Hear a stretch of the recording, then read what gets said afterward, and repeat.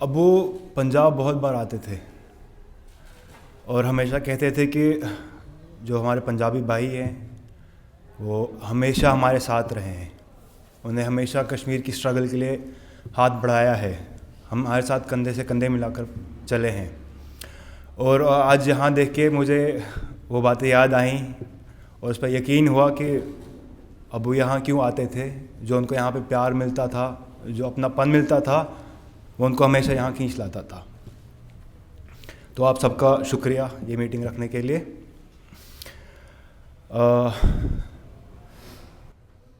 इंसान का एक नेचर है कि आप जो चीज़ उससे छीनेंगे, जितना आप उससे छीनेंगे उसमें उतनी चाह बढ़ेगी उस चीज़ को पाने के लिए।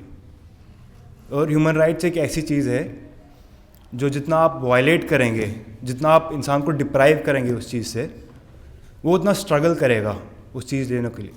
और वो डिटरमाइंड रहेगा कि वो चीज़ तो मुझे किसी भी हद तक हासिल करनी है।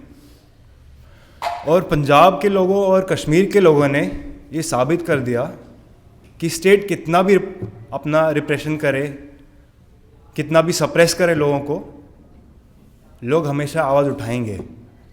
अपने उन राइट्स को हासिल करने के लिए हमेशा आवाज़ उठाएंगे और जद्दोजहद हमेशा रखेंगे। ह्यूमन राइट्स मेरी और मेरी बहन ने अब्बू से सीखा। अब्बू की जो लाइफ थी, अब्बू ने उसको कैसे जिया, हमने उससे ह्यूमन राइट्स सीखा। हाँ, ह्यूमन राइट्स हमने किताबों से पढ़ा, लॉ बुक से पढ़ा, अपने स्कूल की किताबों से पढ़ा, लेकिन उसको प्रैक्टिकलिटी में कैसे करें वो हमने अब्बू से सीखा। अब्बू की लाइफ बहुत दिलचस्प रही है। जब वो कश्मीर में थे, बहुत यंग एज के थे, तब भी उन्हें वहाँ पे स्टेट रिप्रेशन देखा। वहाँ पे भी उनको कैद किया गया था, टॉर्चर हुआ, जो हर एक कश्मीरी के साथ हुआ है। वो एक वहाँ पे एक आम बात है। आप किसी भी घर में जाइए, वहाँ एक आदमी होगा जिसके साथ टॉर्चर हुआ है। और ये चीज़ आप भी बेहतर तरीके से जानते हैं, पंजाब में भी ये सब हुआ है। तो अब्बू ने वो सब भी कश्मीर में देखा। फिर अब्बू जब यहाँ आए दिल्ली में, प्रोफेसर बने, पढ़ाई भी यहीं पे की, वो चीज़ फिर भी दिल्ली में रही। तब भी दिल्ली में एक कश्मीरी को एक आतंकवादी की तरह देखते थे कि ये तो कश्मीरी है, एक आतंकवादी है, इससे जितना दूर रहे उतना बेहतर है। लेकिन अब्बू ने वो सारी चीज़ें पीछे छोड़ दी। उनके यहाँ पे बहुत दोस्त, दिल्ली में बहुत दोस्त बने, यूनिवर्सिटी में बहुत दोस्त बने, और इतने पक्के दोस्त बने कि उनने अब्बू का साथ कभी नहीं छोड़ा।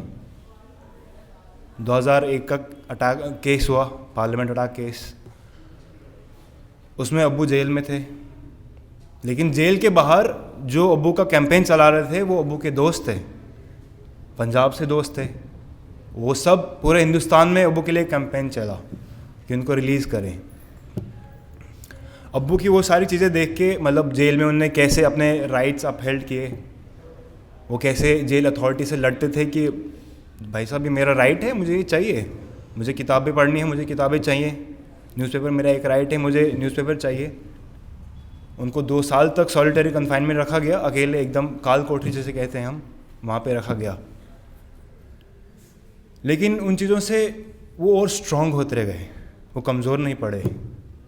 जो उनका एक एम था, सेल्फ डिटर्मिनेशन फॉर कश्मीर, वो और स्ट्रॉन्ग होता गया। अब्बू का जो एक एम था कि हर किसी को उसके राइट्स मिलने चाहिए, चाहे वो किसी भी मज़हब से हो, किसी भी कास्ट से हो, किसी भी क्रीड से हो, उनको उनका राइट मिलना चाहिए। और वो चीज़ जेल में रहकर और स्ट्रॉन्ग हुई। उनको ये स्टेट कभी तोड़ नहीं पाया। उन्हें हर एक कोशिश की, लेकिन वो कभी कामयाब नहीं हुए। अब्बू की लाइफ जेल से निकलने के बाद एकदम ट्रांसफॉर्म हो गई थी। अब्बू को एक प्लेटफॉर्म मिला जहाँ पे वो अपनी बात कर सकें। उनको ये भी पता था कि स्टेट उनके पीछे है, उनकी फैमिली को ख़तरा है, उनकी जान को भी ख़तरा है, लेकिन उसकी फ़िक्र बिल्कुल नहीं की। उन सबको पीछे छोड़ा और अपनी बात रखी। कोई भी जो उनके पास आता था, चाहे वो असम से हो, पंजाब से हो, केरला से हो, कहीं से भी आए, अब्बू हमेशा कहते थे जी मैं ज़रूर कुछ करूँगा आपके लिए, जितना मुझसे बन पाएगा मैं ज़रूर करूँगा। अब्बू ने मुझे और मेरी बहन को लॉ पढ़ाया इस एम से कि मेरे बच्चे कुछ करेंगे लोगों के लिए। इनने देखा है कि इनके साथ क्या हुआ। मैं बहुत छोटा था तब जब 2001 पार्लियामेंट अटैक केस हुआ, मेरी बहन भी छोटी थी, लेकिन उस छोटी उम्र में भी हम पे ऐसा असर पड़ा उस चीज़ का कि हमारी लाइफ एक अलग सी टर्न हो गई। हम में भी एक दिल में वो था एहसास कि नहीं, जो हमारी फैमिली के साथ हुआ वो और फैमिली के साथ नहीं होना चाहिए। जितना हम कंट्रीब्यूट कर सकें करेंगे। हम अब्बू के लेवल पे कंट्रीब्यूट नहीं कर सकते थे उस टाइम पे, उनका एक अलग लेवल था, और उन चीज़ों से हमने सीखा कि उन्होंने कैसे काम किया, कैसे एकदम फेयरलेसली सारा कुछ किया। अब्बू जब भी हमें ह्यूमन राइट्स के बारे में कुछ कहते थे, ये बातें अक्सर हमारे डाइनिंग टेबल पे होती थी जब सब खाना खाते थे, दिन भर कॉलेज से आके शाम को सब मिलते थे, तो ये सारी बातें डाइनिंग टेबल पे होती थी कि अब्बू आज ये हुआ, वो हो रहा है, ये हो रहा है। लेकिन अब्बू ने कभी एक बार भी हमसे ये जिक्र नहीं किया उनके साथ क्या हुआ। उन्होंने अपनी लाइफ स्टोरी हमें कभी नहीं बताई कि मेरे साथ जेल में क्या हुआ, उसके बाद क्या हुआ। मुझे अभी भी याद है कि जब 2005 में अब्बू पे अटैक हुआ था, तो मैं उनसे मिलने के लिए हॉस्पिटल में गया था। मैं करीबन 7 साल का था।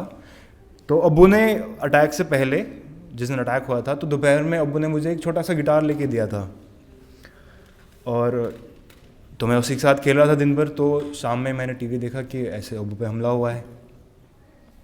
तो अगले दिन हमें हॉस्पिटल लेके गए। तो अब मैं वो गिटार जो अब्बू ने लेके आए थे मेरे लिए, वो मैं साथ में लेके चला गया हॉस्पिटल। अब्बू को उसी दिन होश आया था, तो अब्बू ने मुझे बोला अच्छा तुम भी आ गए तो चलो। उन्हें मेरे पीछे गिटार देखा वो वाला, तो उस टाइम पे भी अब्बू ने मुझे बोला अरे तुम्हें गिटार लेके आओ, चलो कुछ बजा के सुनाओ मुझे, चलो I want to hear something that you have learned.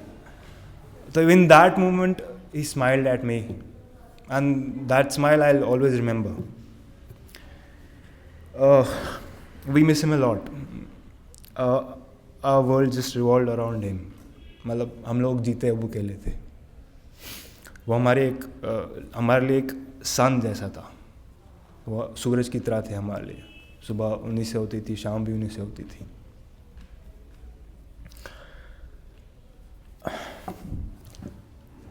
And उस सूरज की किरण हमारे ऊपर पूरी ज़िंदगी भर रहेगी। The way he showed us, the path that he showed us, we will follow that path always always.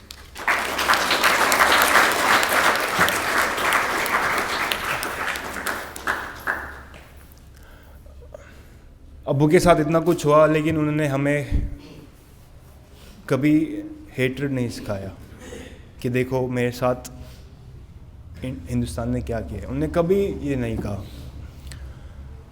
उन्होंने कहा कि इंडिया इज़ डेमोक्रेटिक कंट्री, उनके पास उन्हें कॉन्स्टिट्यूशन में सब राइट्स हैं, बट इज़ द स्टेट, जो एडमिनिस्ट्रेशन है वो उन चीज़ों को अपहेल्ड नहीं कर रहा है, वो लोगों को राइट नहीं दे रहा है।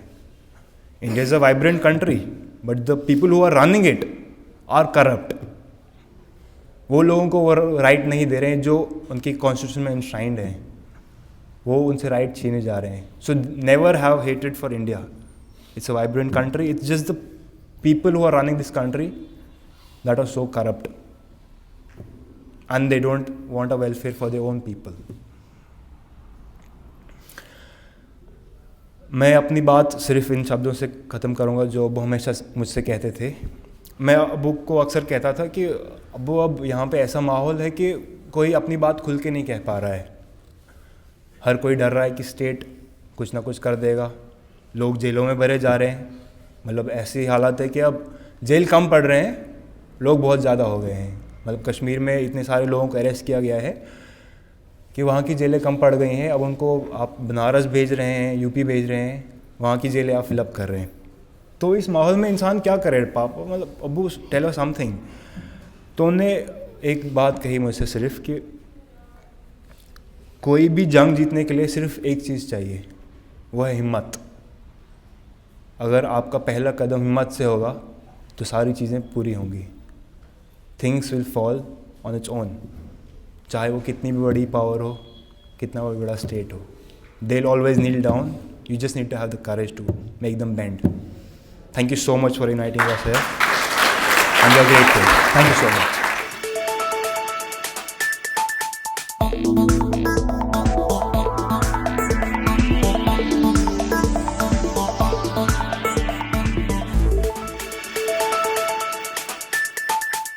Thank you.